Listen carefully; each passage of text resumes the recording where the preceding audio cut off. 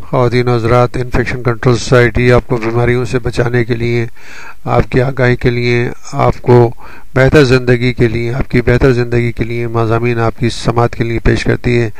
ہم دل کے مسائل کے بارے میں، دل کے امراض کے بارے میں professor doctor general Azhar Mahmood Kayani کے مضمون آپ کی سماعت کے لیے پیش کر رہے تھے۔ مزید معلومات ہم آپ کو پہنچانا چاہیں گے۔ سوال یہ کیا گیا کہ دل کے بڑھنے کی کیا وجوہ ہیں۔ ڈاکٹر صاحب نے فرمایا کہ دل کے بڑھنے کی کئی وجوہ ہیں۔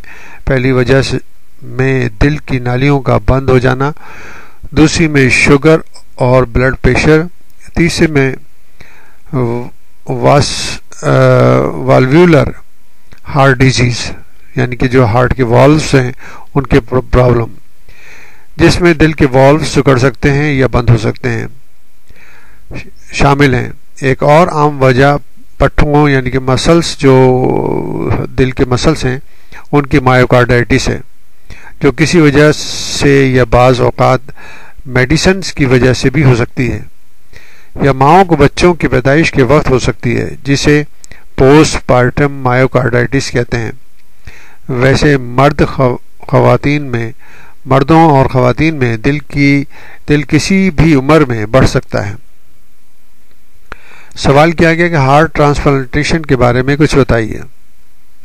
ڈاکٹر صاحب نے فرمایا کہ AFIC میں پاکستان کا پہلا ہارٹ ٹرانسپلانٹیشن سینٹر قائم ہوا ہے، جس کے لیے اس وقت تک ہمیں 1 درجن ڈونر بھی مل چکے ہیں، جو بڑی حوصلہ افزا بات ہے۔ خصوصاً ڈونر کے خاندان کا بہت تعاون حاصل ہونا چاہیے، لیکن ان ڈونرز کی موجودگی کے باوجود اب تک ٹرانسپلانٹ نہیں ہو سکا۔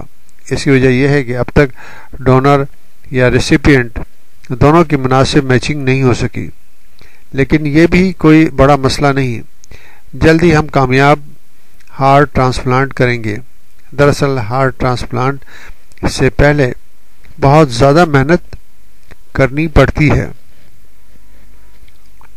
جس میں ڈونر یعنی کہ ریسیپینٹس کی مکمل تشخیص ڈائگنوسس ہوتی ہے، اور اس میں پوری ہارٹ ٹرانسپلانٹیشن ٹیم شامل ہوتی ہے۔ اس وقت میں ہارٹ ٹرانسپلانٹ ٹیم کا انچارج ہوں۔ Chief surgeon major general doctor Asif Ali Khan اور دیگر 2 سرجن ہیں، جبکہ 3 کارڈیولوجسٹ اور 3 پیتھولوجسٹ ہیں۔ لاجسٹک ٹیم بھی ہے، جس کے انچارج بریگیڈیئر ڈاکٹر ہیں، اور ان کے ساتھ 3 ڈاکٹرز اور ایک کلینیکل سائیکولوجسٹ بھی ہوتا ہے۔ یہ سمجھیے کہ پوری ٹیم کی محنت اس میں شامل ہوتی ہے، جبکہ ٹرانسپلانٹیشن کے موقع پر سرجن، کارڈیولوجسٹ، اینستھیزسٹ اور نرس کا ہونا بہت ضروری ہے۔ ہارٹ ٹرانسپلانٹ کا خرچہ مغربی ممالک میں 1 کروڑ سے اوپر، جبکہ ہمارے ہاں اس کا خرچہ 8 سے 10 لاکھ، اور یہ خرچہ بھی ہم فی الحال مریضوں سے نہیں لے رہے، اپنے وسائل استعمال کر رہے ہیں، اور انسانی اس میں تعاون اس میں شامل ہے۔ سوال یہ کیا گیا کہ ہارٹ ٹرانسپلانٹیشن کے بعد کارڈیولوجسٹ کا کیا کام ہے۔ ڈاکٹر صاحب نے فرمایا کہ ہارٹ ٹرانسپلانٹ کے بعد کارڈیولوجسٹ اور پیتھولوجسٹ کا کام بہت زیادہ ہوتا ہے، کیونکہ کسی بھی انفیکشن یا ریجیکشن یعنی کہ جسم جو ہے وہ ریجیکٹ کر دیتا ہے جو نئے ٹیشو کو، یا ٹیشو جو ہے وہ ریجیکٹ کر دیتا ہے جسم کو۔ ریجیکشن کے فوری طور پر نشاندہی کرنی ہوتی ہے اور فوری علاج شروع کرنا پڑتا ہے، جو بہت محنت طلب کام ہے۔ اس میں خرچہ بھی بہت زیادہ ہوتا ہے۔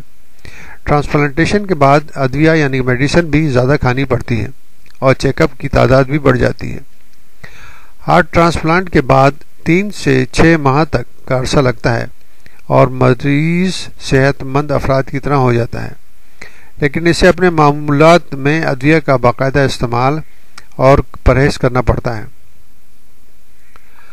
سوال یہ کیا گیا کہ کارڈیولوجسٹ کی طور پر قارئین کو یہ سامعین کو کیا پیغام دیں گے؟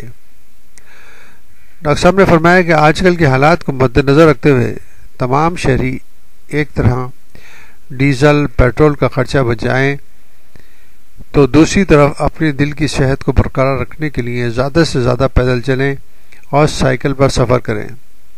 اس بیماری کے خلاف کوششوں میں ہر شہری کو اپنا حصہ ڈالنا چاہیے تاکہ موذی اور مہنگی بیماری سے ہم کسی حد تک چھٹکارا پا سکیں۔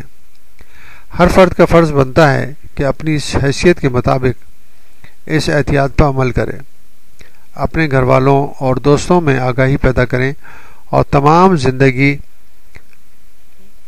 اپنے رویے اور صحت مند رویے کو اپنائیں جن سے دل کی بیماریوں ذیابیطس اور بلڈ پریشر کے مضر اثرات سے بچا جا سکے۔ کسی بیماری کا ہلاک ہو جانا کوئی بڑی بات نہیں، لیکن بیماری کے بعد مناسب پرہیز اور ڈاکٹر کے مشورے پر ادویہ کا باقاعدہ استعمال کریں تو تقریباً ایک نارمل زندگی بسر کی جا سکتی ہے۔ انفیکشن کنٹرول سوسائٹی پاکستان کا مشن ہی یہ ہے کہ عوام کو جنرل پبلک کو اور اپنے ہم وطنوں کو زیادہ سے زیادہ بیماریوں سے بچاؤ کے بارے میں سادہ زبان میں آسان زبان میں مشورے دیے جائیں اور معلومات پہنچائی جائیں۔ ہم اس مشن کو جاری رکھے ہوئے ہیں۔ اب تک ہم تقریباً 800 ویڈیوز تک یعنی کہ اپلوڈ کر چکے ہیں جو کہ صحت.com کی ویب سائٹ پہ موجود ہیں۔ آپ اپنی صحت کو، اپنی فیملی کی صحت کو، اپنے بچوں کی صحت کو، اپنے دوستوں کی صحت کو معلومات حاصل کر کے بچا سکتے ہیں اور اپنے پیسے کو محفوظ رکھ سکتے ہیں جو کہ آپ کے کام آئے گا، آپ کی ترقی کے لیے، آپ کی فیملی کی پروگریس کے لیے، آپ کے بچوں کی تعلیم کے لیے۔ تو بہتر یہ ہے کہ زیادہ سے زیادہ معلومات کر کے اور صحت مند زندگی گزار کر ہم اپنے مسائل کو حل کر سکیں۔